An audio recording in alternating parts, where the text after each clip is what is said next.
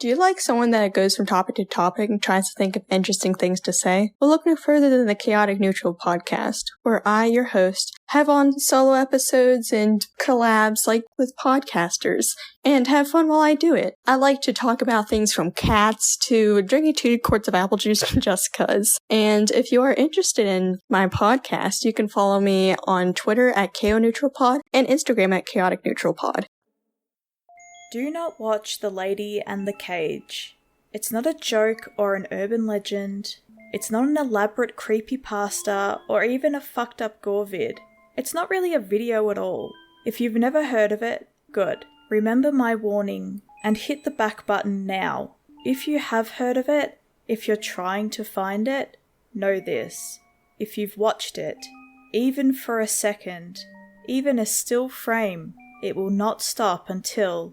Well, I'll let you know when I find out. If you found this post because you already watched it and you don't know what to do, feel free to scroll to the bottom, but it probably won't help. It's probably too late for both of us. I mean, what I am saying, if you ever find a video, anywhere, called The Lady and the Cage, or A Lady in a Cage, do not watch it. Don't hover for a preview. Just hit the back button, close your browser, and do anything you can to forget about it. The reality is you didn't find it. It found you. You've been warned. My name is Adam Kent. I live in Highland Park, which might as well be any suburban town in the US, and I may as well be any 19-year-old who stayed around after high school. Growing up, I wanted to be a director or screenwriter. In 9th and 10th grade, I spent a lot of time learning about film, and my friends and I used our phones and cheap editing and effects tools to make cheesy Marvel fan films and horror movies. That fascination with horror is, as much as anything else, probably what got me here.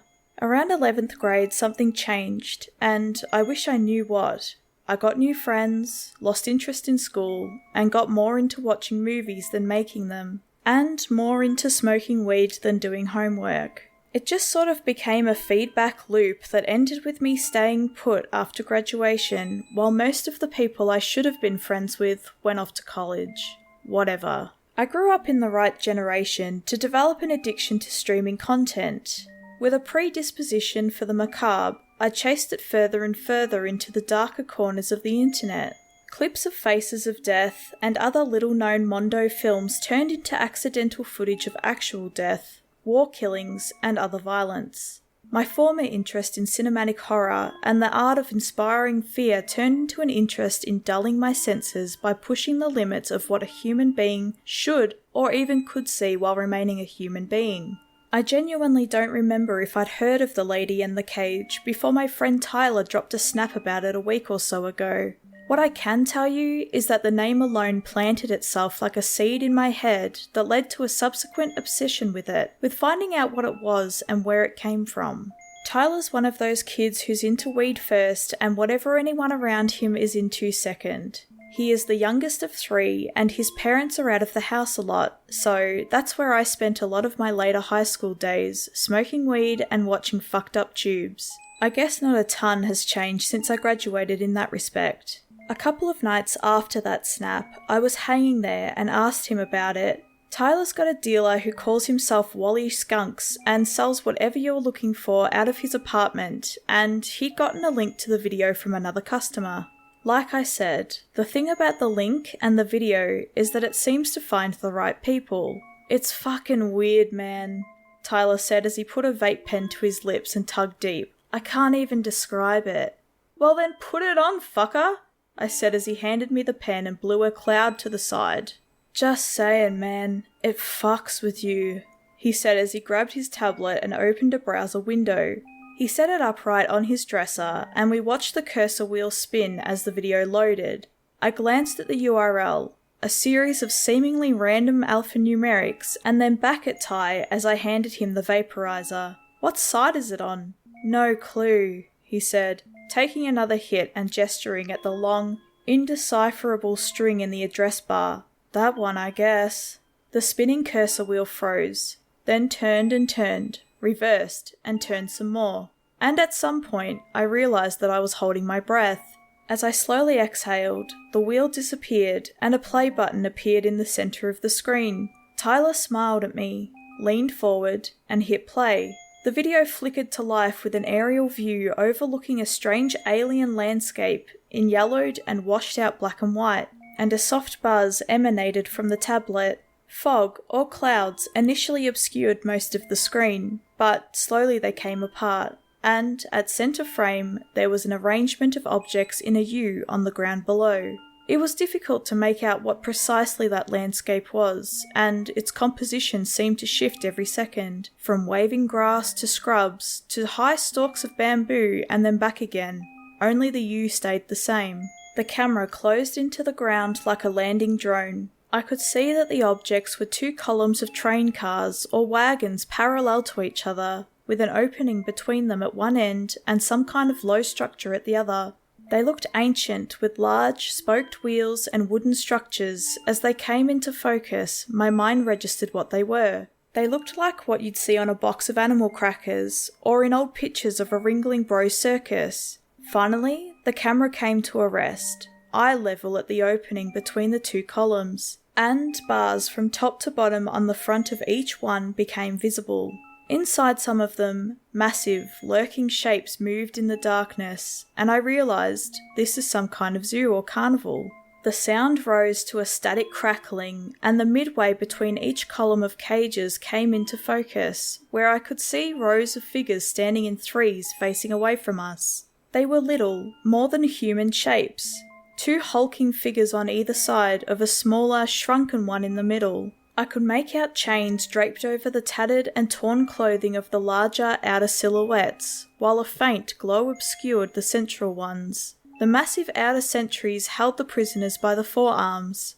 There was almost imperceptible movement beneath them, all around the cages and on every square inch of ground. With the film's faded patina and poor focus, it was difficult to see what exactly was moving. But after a moment, I could make out hundreds of tiny, vaguely bipedal shapes.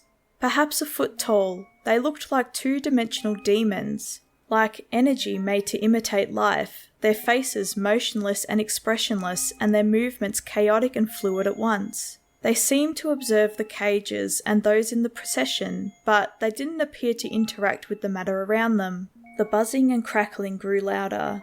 The sentry-like outer figures in the procession took a unified step forward and dragged their prisoners with them as they did. The tiny molecular demons danced in agitation around them, leaping in and out, poking and prodding the sentries and prisoners alike. Slowly, the focus shifted to the distance, and I could see over a dozen rows leading away towards the structure at the end.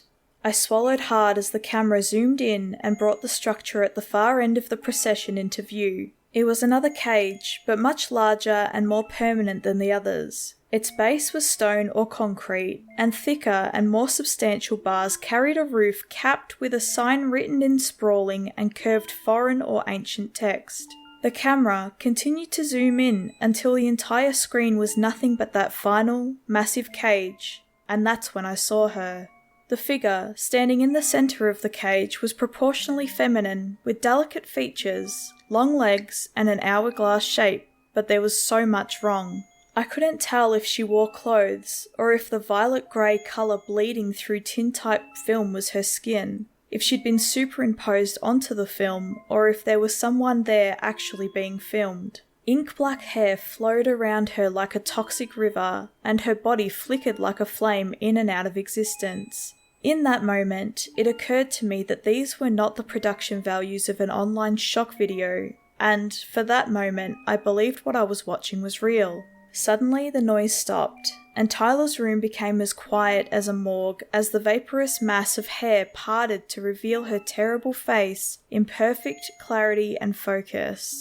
The ashen rose tone of her body palled to the blanched colour of an animal whose skin is never intended to see daylight. Her eyes, two perfectly round globes of empty black, each had a floating speck of light in the centres attached to tendons or nerves which disappeared into her skull. Where a nose should be were two ghastly, teardrop-shaped holes which trailed ragged flesh around her lipless mouth.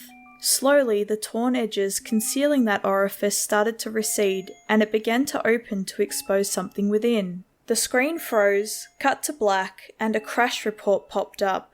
For an instant, I felt a sudden weight in the soles of my feet, like I'd been floating millimeters off the ground before gravity set me back down.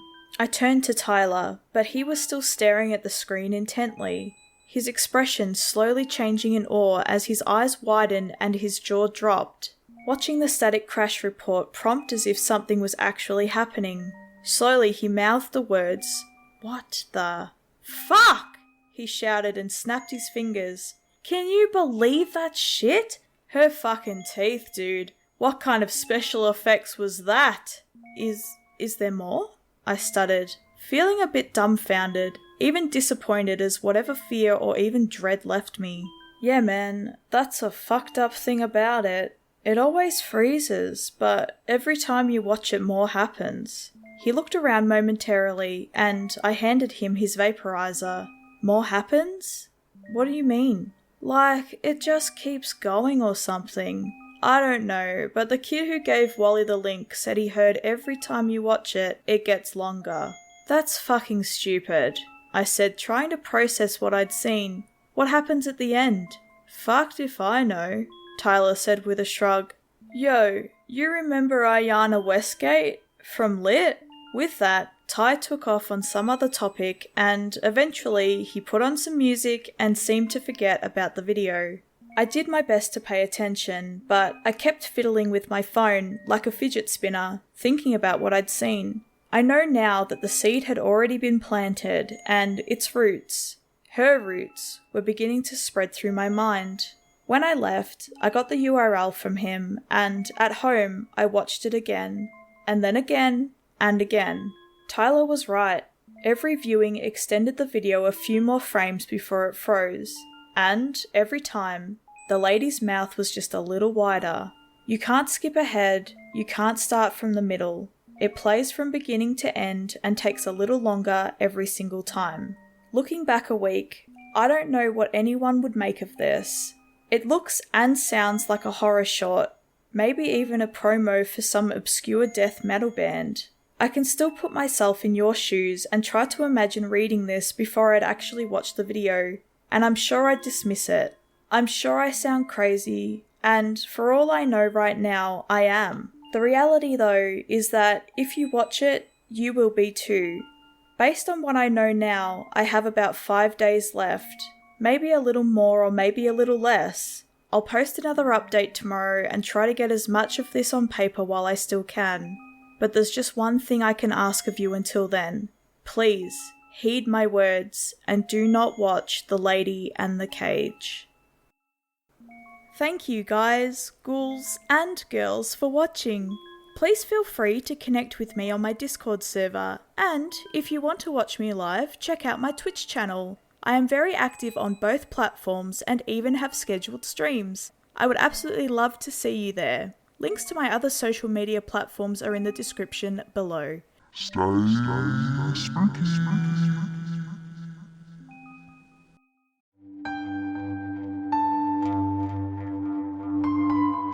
From Ophelia Podcast Network, Dark Stories from the Campfire Podcast combines the storytelling styles of Victorian ghost stories and folklore to present to you original horror stories that'll force you to curl up tighter next to the fire.